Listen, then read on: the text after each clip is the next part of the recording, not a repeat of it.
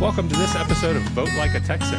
I'm excited to be sitting down with Joseph Kopser, and he is a familiar face to the Building Texas show because we've interviewed him before for his work in technology and space and across the state. But today we're talking about Joseph Kopser, the candidate. So Joseph, thanks you for joining us today. And where are you running? Well, thanks for having me on the show. And it is good to be back on camera with you again. Instead of building Texas, maybe I might be building a campaign. But the answer, as we tape for your viewers who are probably going to see this after it comes out, so it's Friday afternoon. There's still two races that I'm looking at before the December 8th filing. One is House District 47, which is where I live right here in Southwest Austin. Circle C going up West Austin, Travis County. And then the other race that I'm very interested in, and because as we had breaking news hours ago, the rumors are that Senator Sarah Eckhart may not be running in Congressional 10 now. So that's opened up a lane where I might be running in Congressional District 10 for the U.S. House of Representatives. So this is like breaking news. I know this is taped, but too bad it's not live. Well, it's interesting because you're well versed in what these districts are and these roles. But I don't know that our common voter would think about, well, how could you run in all those different places? How are you making that decision? So can you break it down for us a little bit? Yeah. So, for the viewers that know me, my military background would span 20 years. And one of the things that they taught us in the military that applies here is a couple of different things. So there were questions about districts and where you can run. There's a saying that we use in the military that I'll translate to civilian speak. But in the military, we say, see yourself, see the enemy, see the terrain. And in political speak, it's see yourself, see the other candidates, and see the map. And what's interesting about electoral politics at the federal level, different from the state level, is that those maps are controlled for different reasons. We've heard the term gerrymandering. Yep. At the federal level, the state legislature controls the maps for the U.S. House of Representatives, and they can change them whenever they want. And in this summer, 2025, the Republican-held Texas legislature in Texas changed them again, even though they had changed them a few years ago after the 2020 census. But the laws in Texas are unique versus other states. You don't actually have to live within the boundary of your district because this state has had two things going for it for decades. Number one is a lot of political gerrymandering. So sometimes they use the political gerrymandering to put people in and out of districts. And number two, the reason why you don't have to live in your district is the fact that Texas is so big. There was a time a long time ago that they didn't want people to actually have to go all the way out there, live there, and then come all the way back to the legislature because of transportation and technology reasons. You could live in one area and still represent another. And so that's the history of that. At the state level, it's very different. You actually have to live in your actual district within the boundaries, and you have to live there for one full calendar year before the general election, which I think is going to be November 3rd or so in 2026. So wherever you lived or could prove that you live in November 3rd, 2025 is where you go. So long way of saying it's complicated, but the best thing for all voters to do is just find out who's running in their district and go vote. Absolutely. And that's one of my drivers for the Vote Like a Texan brand is to drive voter turnout. I get frustrated when I see 7% turnout at a local election, but 100% turnout for a presidential when they're equally important, right? They're representative of you, your community, and your voice. So how do we draw people in to think about in some of these races, there might be a primary that's in March. There might be a runoff that's in May. And finally, you get to next November, you're in the election.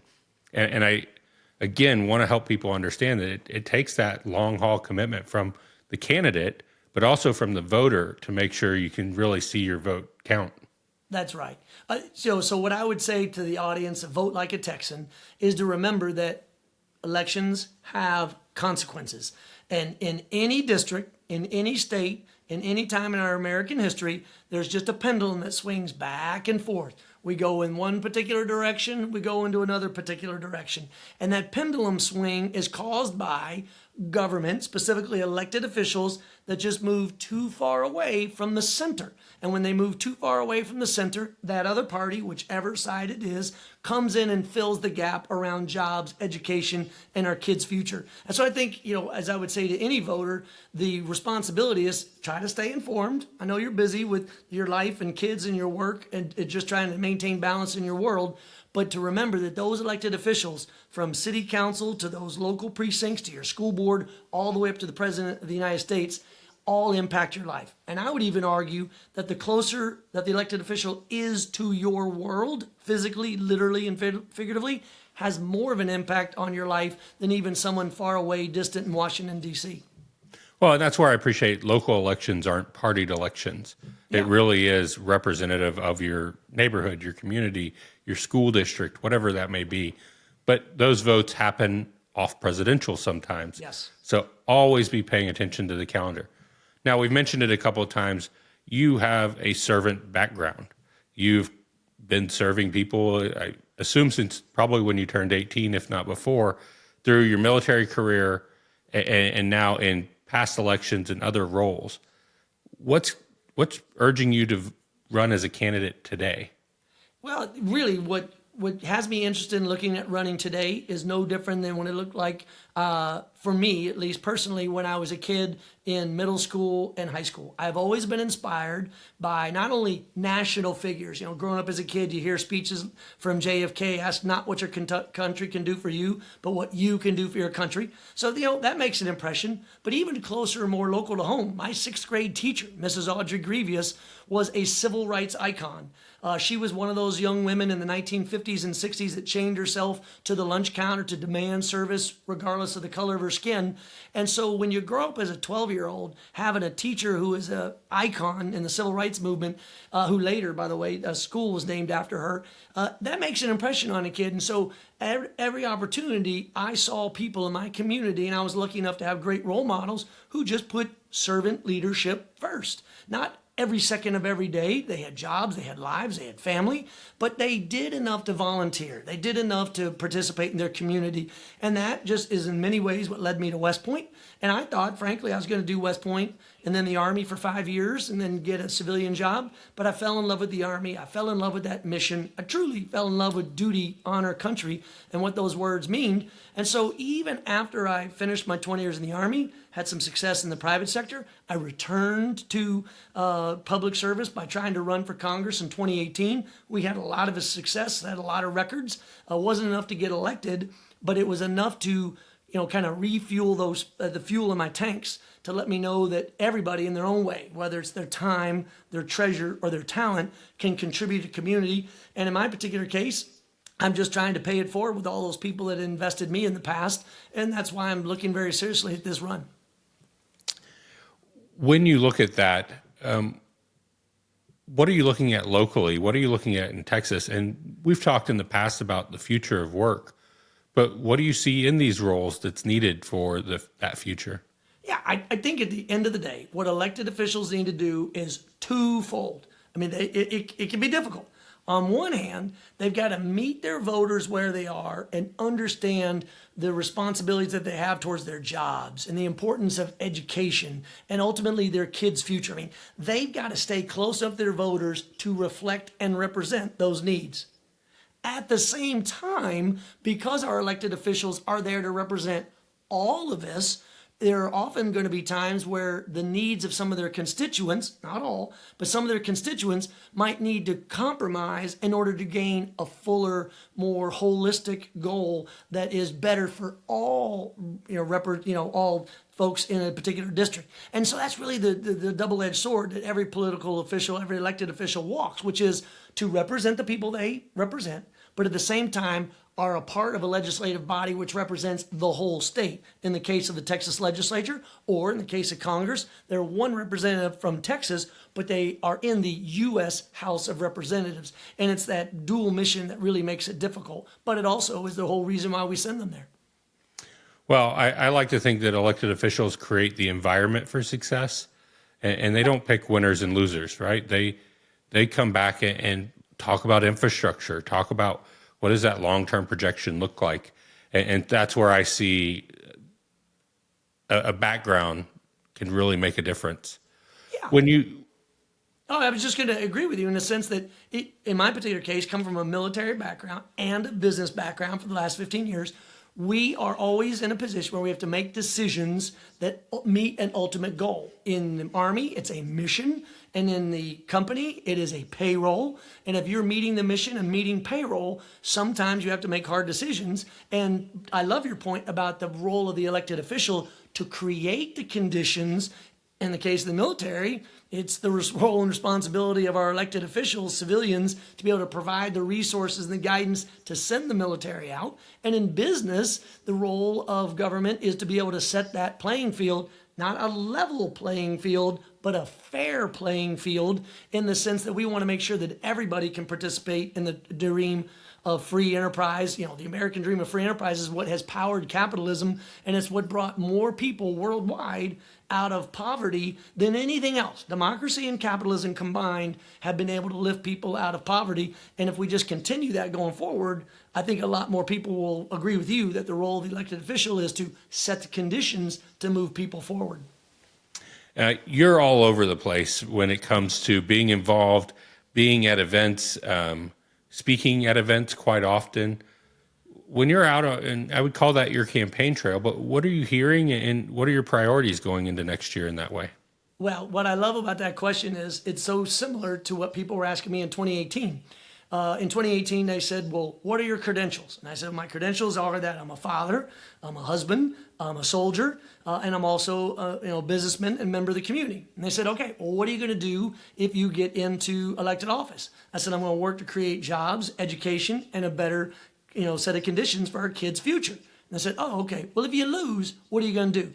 I said, well, I'm going to continue being a father, a husband, a soldier, and a businessman. And then they said, well, how are you going to do? What are you going to do about it? I said, well, I'm going to help create jobs. I'm going to work on economic opportunities through education, and then ultimately, hopefully, create a better future for our kids. And what I loved about whenever anybody asked that question, just as you're asking me now, which is since the election in 2018, for these last 7 years, I've had a lot of fun, as you say, up on stages around town, around the state, around the country, with audiences, inspiring people to build their businesses, helping vets transition from the military into the civilian world, working on educational cases, looking for opportunities. And at the end of the day, it's what I said I was going to do if they sent me to Washington.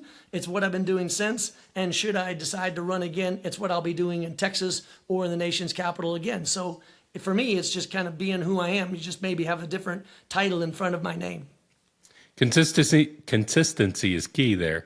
And it's nice that the level of service comes out in what you do, regardless of the vote, regardless of the role, the title, and you're making an impact. I appreciate what I've seen from the space side of Texas. And let's end our conversation around Texas and that future specifically. Yeah. We've seen a lot of support federally for the state to do this. We've also seen the state legislators to support the Texas Space Commission. And that is a long-term investment in the future of Texas as a contender in a global market.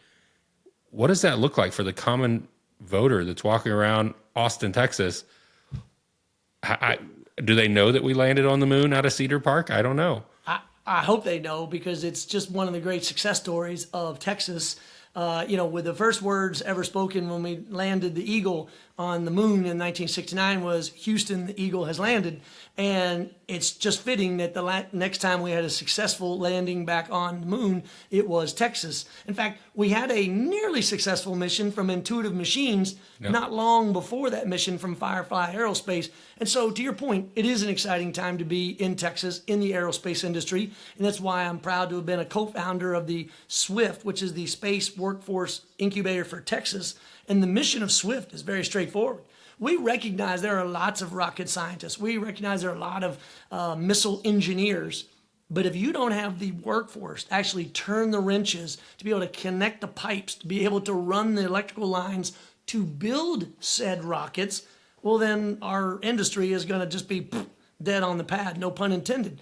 And so what we're trying to do is work with the legislature, work with the universities. I think Prairie View A&M near Houston is one of the best examples of a university really embracing this opportunity with new programs for satellite, new programs for rocketry. And so what Swift is trying to do is to, don't mind the pun, is we're trying to put fuel in that rocket to provide the workforce to be able to move us forward. And so I would hope that residents of Central Texas and all residents across the state recognize the opportunity we have. We have the land. We're able to launch rockets both from the east and west coasts so closely from El Paso and from the Corpus Christi area along the Gulf Coast. And so what that gives us the ability to do is be competitive in a way that few other states can be. And we have the engineers, and we have the rocket scientists. Now it's a time to build the workforce to build those rockets. The professional workforce, it goes across many industries, but when there's a new one coming in, it is an adjustment. And I'm proud of the people like you that are out there working to bring professionals into space. So it's a really exciting thing. Joseph Kopser, thank you for spending time with us today. We're excited to see where you choose to run and look forward to watching the campaign as it goes out across 2026. Well, thank you for what you do for this program to get voters in and across Texas out and into the ballot boxes. Because at the end of the day, I don't care who they vote for, just vote. I don't want it to be a small population or percentage of Texans that decide who our elected officials are, because the decisions that they make and the impact that it has on our daily lives matters. And that's why I encourage everybody to vote. So vote like a Texan. Thank you for joining us for this episode of Vote Like a Texan.